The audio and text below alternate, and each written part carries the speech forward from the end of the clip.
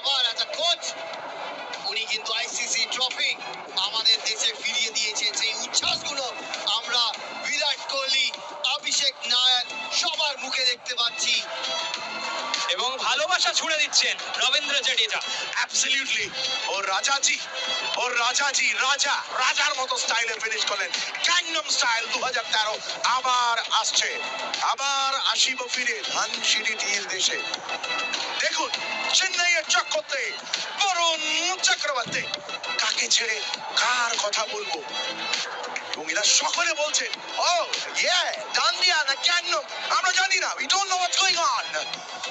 এবং নক্ষত্রের আলোয় আজকে আলোকিত দুবাইয়ের রাত, ভারতবর্ষের রাত, বিশ্ব ক্রিকেটের রাত, ICC champions trophy champion Bharatvarsha.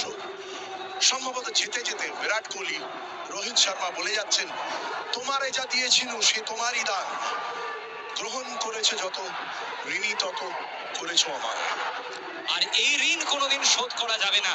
এই সমস্ত মানুষদের ঋণ, রোহিত শর্মার ঋণ, বিরাট কোহলির ঋণ, রবীন্দ্র জাডেজার ঋণ, এই ঋণ কোনোদিন শোধ হবে না।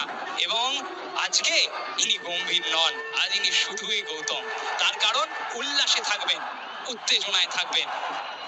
ভারতের রূপকথায় আজকের অধ্যায় যোগ হয়ে গেল, জিতে গেল ভারত।